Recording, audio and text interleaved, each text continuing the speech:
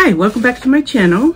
In today's video, my recent reads is to talk about the last 10 books that I read over the course of the past week.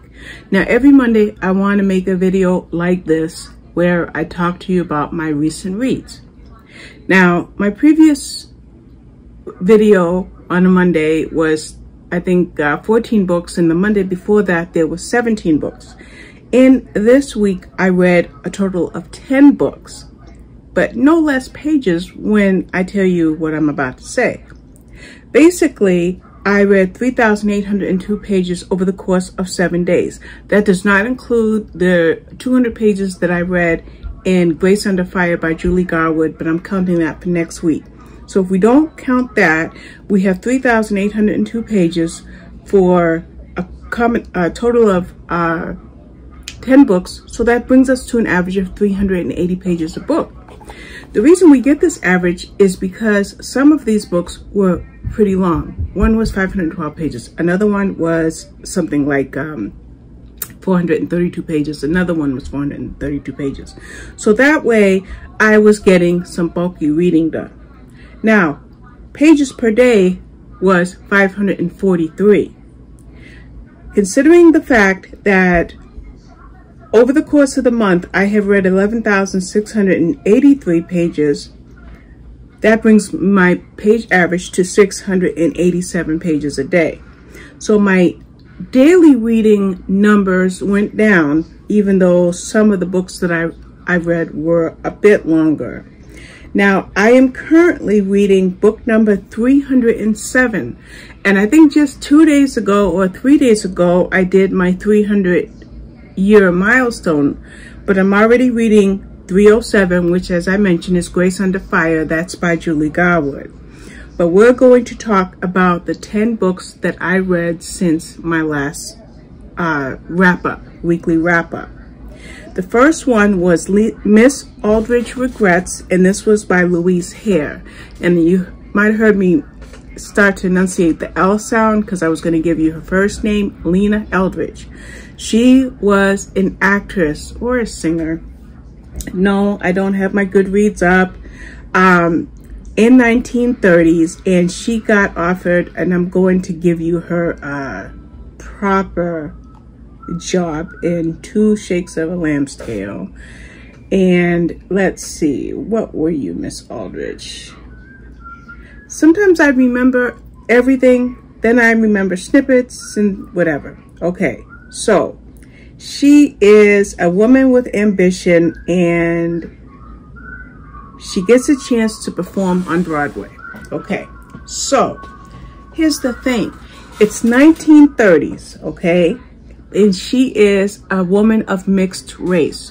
Her mother was white and affluent. Her father was black and definitely not.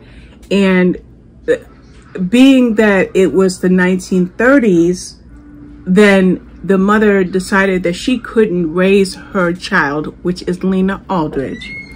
And the father raised her, and she was raised poor, and her options were limited because of the color of her skin. Now, she gets an opportunity. She gets an opportunity to perform on Broadway. So when she goes to perform on Broadway, she's taking a ship across, overseas, and the husband of her best friend is killed, okay? So she's taken this first-class ticket on the Queen Mary with the doors of opportunity open to her, but there's other murders that are happening. And when that happens, it made me think of Death on the Nile by Agatha Christie, because sometimes when you're reading a book, you start to think about a connection to it, a different book, and that's what I was thinking about with that book. Sorry for background noise. Please forgive me. No, I was about to shut the video off and record it, but, life is life. So we have this book written in first-person narrative, so we get privy to Lena's thoughts and concerns, especially when it comes to race. Now, this is a historical fiction, but it's also a historical mystery, like I said, very, very much like Death on the Nile. So that is Miss Aldridge Regrets The next book I read was Out of Her Death, and this was by Lizzy Barber. And this was a really good psychological thriller because we have two girls. We have Rachel and we have Diana. And they are just finishing high school, and before they start going to college, they get a job, a summer job at a Tuscan villa. Now, before their lives can even get going, we find out that April is killed. Okay, excuse me, no, I'm mixing up my books, I'm sorry. April's from another book. We'll talk about April in a minute. Okay. Rachel and Diana both like Sebastian, okay? But beyond the fact that they both like the same boy, Rachel is obsessed with Diana because Diana is beautiful, she's lovely, she's rich, and now Rachel is trying to emanate Diana. And we find out the type of obsession that Rachel has with Diana as the book goes from present day to previous day.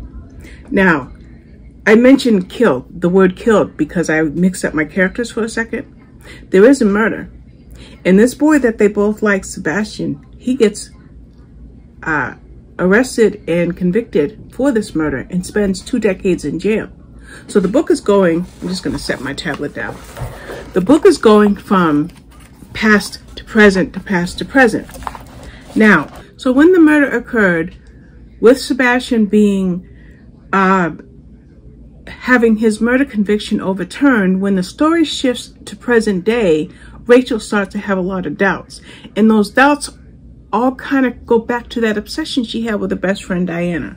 So that was a really good story, and I loved it. And I think it may only be it's either my first or second book by Lizzy Barber, so I just have to see where it takes me when I read her next book, but I really like that one. Then the next book I read was The Binding Room by Nadine Matheson. Now, in The Binding Room, we have the Inspector Angelica Henley book number 2. Book number 1 was The Jigsaw Man, which I absolutely loved, and I'm checking to see what I gave The Jigsaw Man. I gave it 5 stars, and this one here, I also gave it 5 stars. Now, Angelica, who was called Henley this whole time, she's a detective inspector. She was a woman of color, a black woman in the UK who dealt with racism, sexism, and even at times classism. Well, in the case that they have now, there's a popular preacher who was killed, and then there was a young man who was found near dead upstairs in the church. And now Henley is called on to investigate this murder and the current case and the fact that there's another murder. And with the second murder that takes place, there's evidence of ritualistic killings. So that was a really good mystery thriller. I loved it. Then I read my favorite book of 2022, so far anyway, and that is The Edge of Summer by Viola Shipman. Now, Viola Shipman is the pseudonym for Wade Rouse. So our author is male, but he writes this fabulous historical fiction. And, excuse me, forgive me for that, women's fiction. And in this particular book, we have, this is where I wanted to shoot out a name of somebody, and then I mixed up 2 books. But we have Sutton Douglas in this book, and her mother dies due to COVID-19. What happened was her mother had broke her arm or her shoulder or something, went into a hospital, then rehab, and then she contracted COVID and she died. It took Sutton nearly 2 years to get over her mother's death, and she never really got over it, but it took her a long time to pick up her life again. Now, her mother was a seamstress, a fabulous seamstress, and in her work, she used a lot of buttons, and buttons are the thread of this story. Now, Sutton is able to buy a collection of old buttons from an estate sale from somebody named Miss Mabel. And it's Miss Mabel that helps, it's because of meeting Miss Mabel that this secrets and mystery that Sutton grew up with about her past are starting to unravel. Now, Sutton grew up thinking her mother told her that the rest of their family perished in a fire, and she got out safely with Sutton, and it's only the two of them left. Well, Sutton starts to realize that those were not all truths, and there were secrets that she was never privy to. And it's with Miss Mabel coming into her life that she starts to understand a little bit more about her past. This was an excellent, excellent, excellent book, and I just loved it. I loved it so much that when I talked about it here on this channel, one of my subscribers says, "Robin, you need to read The Charm Bracelet and the Hope Chest by Viola Shipman." So what did I do? I go to Hoopla, and now first I went to NetGalley, and I'm just fixing a typo. That's why I was looking down. First I went to NetGalley, and I found out that the Hope Chest, the Charm Bracelet, the Hope Chest, and the recipe box are a trilogy. So then I went to Hoopla, and I got all three, downloaded them, and read them. Boom, boom, boom, or listened to them. Okay? As I talk about each of these books, I'll just give you a little snippet. In the Charm Bracelet, it's 3 generations, mother, daughter, grandmother. Well, mother, grandmother, daughter, however you want to say it. And the grandmother has a charm bracelet, and every charm on that bracelet has a story. And as the book evolves, it's full of small stories that make up the charms on that bracelet. Very, very good, solid read. Then I went on to the Hope Chest. Okay, the Hope Chest was perhaps one of the saddest books that I have read this year. In the Hope Chest, we have Maddie, who had ALS, and due to having ALS, she had only thing that she really had left was the ability to push her electric wheelchair and to utter a few words with the aid of a microphone because her speech was so low. Well, in the Hope Chest, she now has a caretaker, like a caregiver, that helps her husband take care of her. And the caregiver also has a little girl. And the little girl, when the woman is interviewing for this job, the little girl gets into the Hope Chest, and that's when the stories begin about the Hope Chest. And we find out that Maddie, and I think her husband's name was Charlie, they never had any children, but when she got that Hope Chest as a child and started filling it up, she envisioned giving that Hope Chest to her daughter, who would hopefully pass it on to her daughter and her daughter, like that. But they never had children, but yet she continued to fill up this chest. And as the stories were told, there was a lot of the book that gave us Maddie's perspective. So although she couldn't speak to her husband or to her caregiver or to the little girl very efficiently, we got to see how she thought.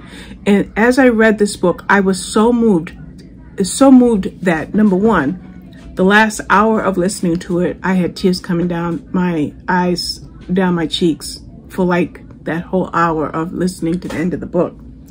But it also made me go look up Lisa Genova's book, Every Note Played. And I'm going to pop that cover up for you.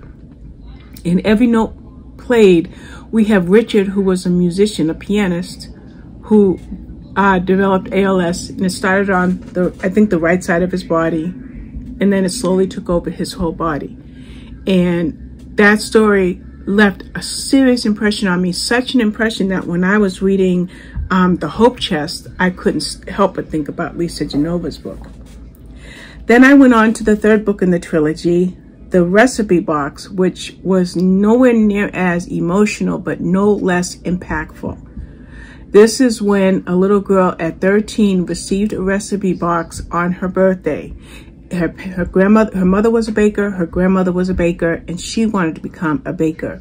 However, they lived they had an orchard and they lived in a small rural community, and she wanted bigger, better, more. So she ends up in New York and with this job on a cooking show, and something happens to her, not to her, but something happens one day while they were about to go on air, and she quit that job and she went back home. Well, when she left that job, she left somebody behind. And so the story talks about her love of cooking, why she quit that job, what she's doing back home, and that possible love interest that she left behind. And it was a very, very, very emotionally driven, character-driven story that I just loved, and it wrapped up this trilogy so, so well. Then I read Bet on It by Jodi Slaughter, and that was a good book. It was a romance, a very, considering I have read a lot of deep women's fiction and historical fiction books, I will say that Bet on It was nice and refreshing. I don't know why I'm not bringing it up. Let's try to bring it up because I want to tell you that I would like to tell you the character. I always say wanna, and I don't like when I say that. All right, so in Bet on It, which doesn't look like I've written a review yet, we have Asia Owens, who meets Walker. What is Walker's last name? Walker Abbott. Now, Walker left their town of Greenbelt because it was just too small for the dreams he had. Well, his grandmother gets hurt and she breaks her arm, and she needs him for the next 6 to 8 weeks of her recovery. And so he's there to help her. Well, while there, he ends up playing bingo a lot because that's what his grandmother does. And that's where he meets Asia Owens. He's the man of her dreams. She's the woman of his dreams. But they live in two different places and they're living two different lives. So the question is, if this is a romance with a happily ever after, how do they find love? Then I read The It Girl by Ruth Ware. Now, in The It Girl, we have, we are going to have to pull it up for me to give you the right names because I don't want to mix up the character names. Our It Girl in this book was April Clark Cliveden. Now you can see why I looked it up. She was everything. She was gorgeous. She was glamorous. She was stylish. But she wasn't a kind person. In fact, she played a lot of practical jokes. But despite the unkind parts of her personality, Hannah Jones was enthralled with her. And earlier I said when April was killed, okay? Now, why am I saying that? Because I mixed up two books earlier. Well, in this book, April is killed, okay? Yes, they're at Oxford. They meet. They become roommates. In fact, they both are very attracted to someone named Will. But April gets killed. But now we segue into the future, and now Hannah and Will are married, and they are expecting their first child. Well, the man that got arrested and convicted for April's murder was John Neville. He was a porter at the college, and it was due to Hannah's testimony that Neville got convicted for murder. Well, the whole time, Neville declared his innocence to his dying breath. Yes, Neville has passed away. Well, there's a journalist who says, I believe Neville was innocent. Will you talk to me, Hannah? As far as Will's concerned, he doesn't want Hannah involved in any way whatsoever. But as far as Hannah is concerned, she has a niggling doubt that maybe her testimony was not accurate. Maybe Neville was innocent. And if Neville was innocent, who killed April? That was It Girl.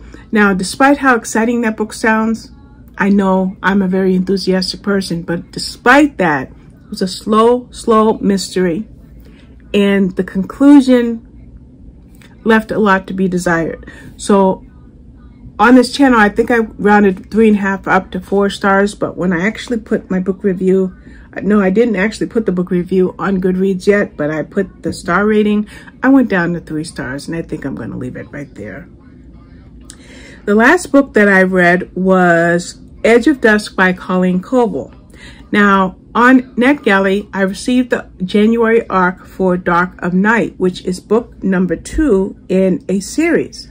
So I found out that NetGalley does have Edge of Dusk, but I hadn't requested it. I only requested and received the second book. So what I ended up doing, I'm trying to bring it up on Goodreads. What I ended up doing was I went and got the first book, and I am so glad that I did, because I was able to, I'm struggling here bringing this up. There we go. I was able to meet Annie Peterson, who is the protagonist in what is a new series by Colleen Coble. And I'm so glad that I met this young woman in book 1, the one that I'm talking about now, Edge of Dusk, because we meet Annie and we find out that as a child, her sister got snatched and she was never seen again. And now we have Annie with an 8-year-old daughter, Kylie, and there's a love interest that comes in, and that's her first love, John. And now at this point in the story, Annie is a widow, and so the past history or connectivity with John, that comes into play. And then the real reason that I'm super happy that I read this book is because Dark of Death, I think it's called, that comes out in January.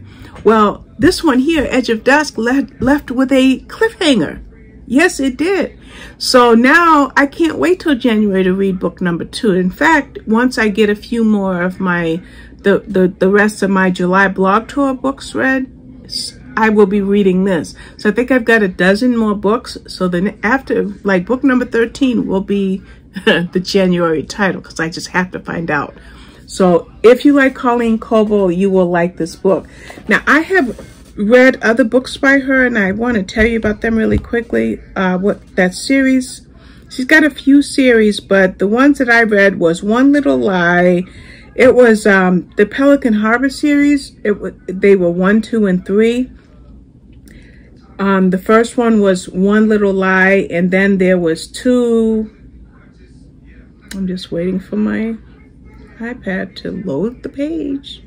There was 2 Reasons to Run, and then 3 Missing Days. I haven't read 3 Missing Days yet, but that was when I met the writer's work, was with that Pelican Harbor series. So I don't know if the Pelican Harbor series is going to continue past 3 Missing Days, but even if it doesn't, now we have this new one with Annie Peterson. So that's this wrap up that I have. I want to thank you for watching this long video, but that's what I'd like to do once a week, is wrap up the books that I read in the previous week with these mini reviews, so that you have a capsule of everything that I read in the duration between videos. So thank you for watching. You have a good one. Bye-bye.